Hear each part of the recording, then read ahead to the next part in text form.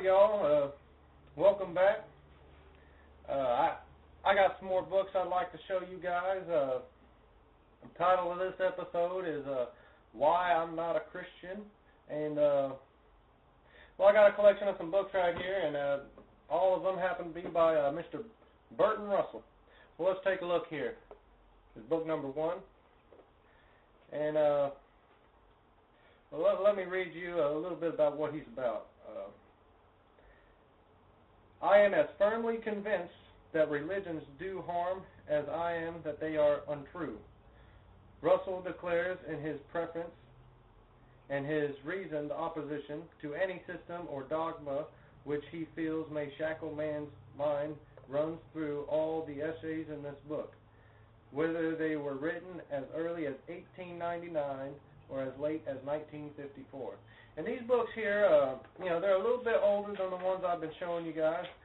This one here is a 1957 copyright, and here in the table of contents, it's why I am not a Christian. Has religion made useful contributions to civilization? What I believe. Do we survive death? A free man's worship on Catholic and Protestant skeptics. Life in the Middle Ages. The fate of Thomas Paine. Nice people. The new generation. Our sexual ethics. Freedom in the colleges. Can religion cure our troubles? And religion and morals. And this is a comprehensive review of different experiences in his life that led him away from Christianity and all religions for that matter. And he takes it from a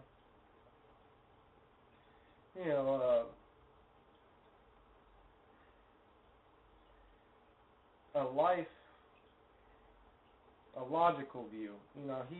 He's a very logical person, and he just doesn't deal with skepticism and whatnot. And here's a chapter in here I wanted to read to you guys out of this book that I kind of was interested in, and I thought you would be too. It's Do We Survive Death?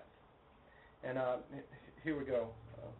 Before we can profitably discuss whether we shall continue to exist after death, it is well to be clear that to the sense in which a man is the same person as he was yesterday.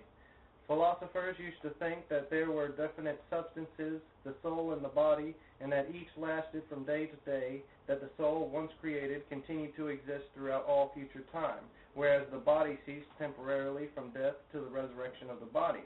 The part of this doctrine that concerns the present life is pretty certainly false. The matter of the body is continually changing by processes of nutrition and wastage. Even if it were not, atoms in physics are no longer supposed to have continuous existence. There is no sense in saying this is the same atom as the one that existed a few minutes ago. The continuity of the human body is a matter of appearance and behavior, not of substance. No one can prove that this will not happen, but it is easy to say that it is very unlikely. And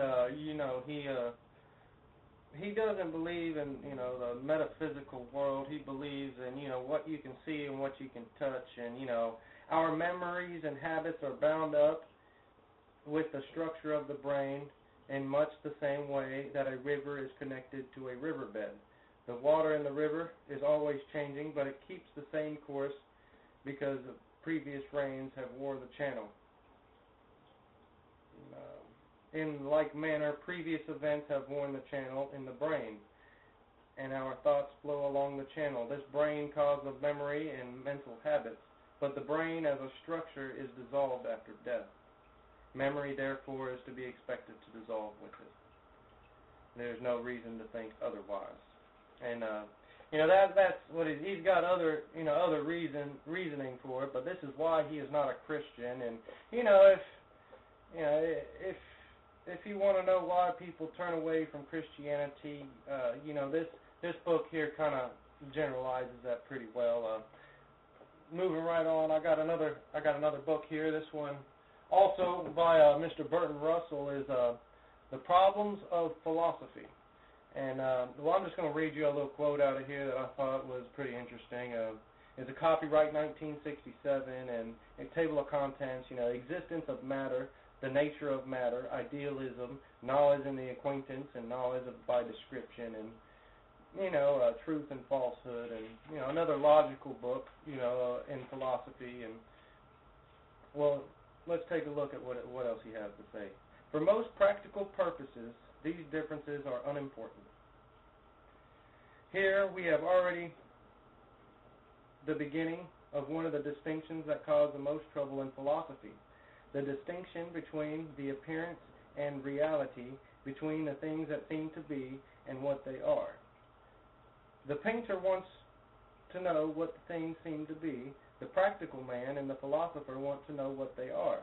But the philosopher's wish to know is stronger than that of the practical man, and is more troubled by knowledge as the difficulties of answering the question. And this book here, it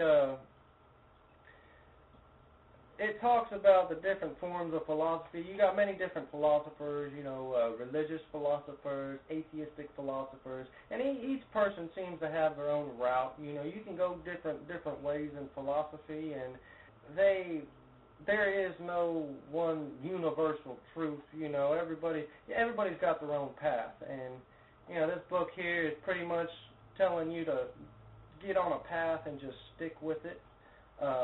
Whether it's right or wrong, you're always experiencing life, and when you come to different circumstances in life, you'll change your point of view, and that's just a part of life. And the goal, you just don't want to flip flop. You don't want to, if you want to be an atheist, be an atheist. Don't flip flop around, because you got to make a decision in life, and that's what life is, a bunch of decisions, and being indecisive about things is what makes people unhappy. And there is no right or wrong, but that's just philosophy. So this book number 2, and this book here, I'm gonna spend a little bit more time on. I really enjoyed it. It stood out to me, a lot more than the other ones. And well, this is Why Men Fight, and also by Mr. Bertrand Russell. This book here, you're going to have to bear with me. The binding's coming off. This book here is really, really old. It's copyright 1916, so 96 years old, this book, 94, something like that. This book almost 100 years old, so you're going to have to bear with me. But I got some quotes in it I want to read to you guys. Well, let me tell you about the table of contents first, so you can get a better idea. The principle of growth, the state, war as an institution, prosperity, education, marriage and the population question, religion and the churches, what can we do? And here's some quotes in it I thought were pretty intriguing, and maybe you might get interested in as well. It explains a lot for me, and maybe for you too. Here it is. The tribal feeling out of which the state develops is natural, and the fear by which the state is strengthened is reasonable under present circumstances. And in addition to these two, there is a third source of strength in the national state, namely patriotism and a religious aspect.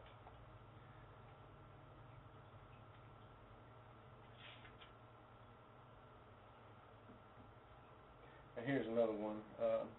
What is wanted in order to keep men full of vitality is opportunity, not security. Security is merely a refuge from fear. Opportunity is the source of hope. The chief test of an economic system is not whether it makes men prosperous, or whether it secures distributive justice, though these are both very desirable, but whether it leaves men in distinctive growth unimpeded.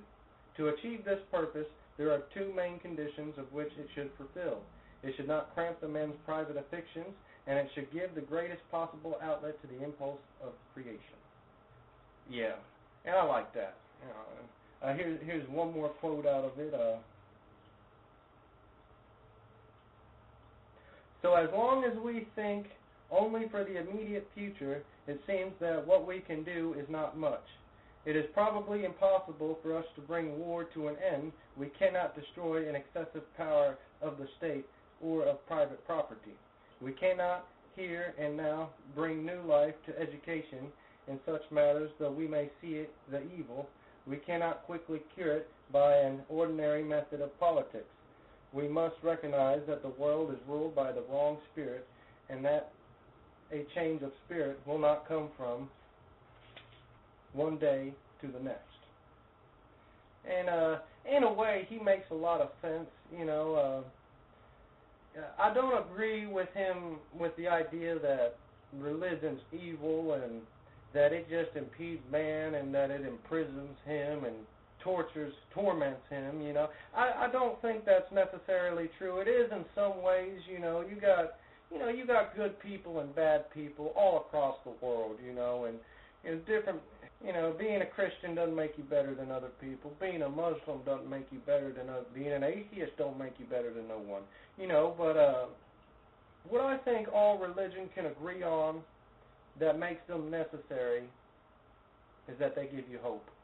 And you got to have hope. You got to have hope for something, because if you don't have hope, you won't see the opportunities, and you'll be sitting around wasting your life, or you'll have regrets that you shouldn't have. You have worries that shouldn't be there, and I think religion can really help. I'm a Christian.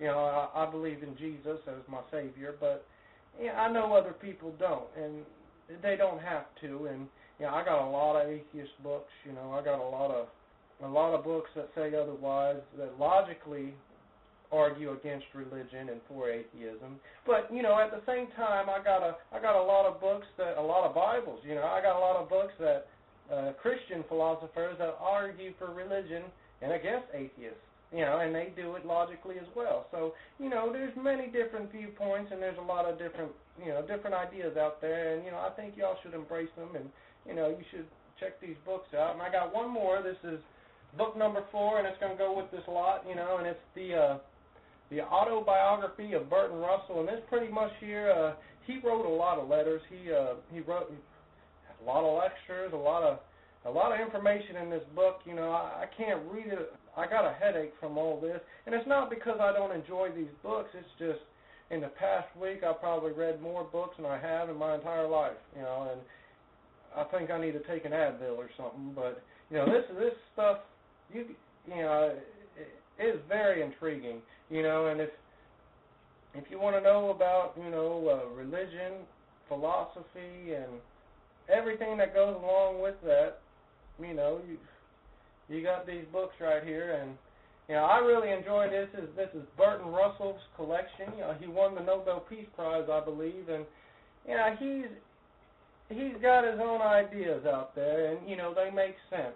So if you want to check them out, just click the link below, and y'all have a good one.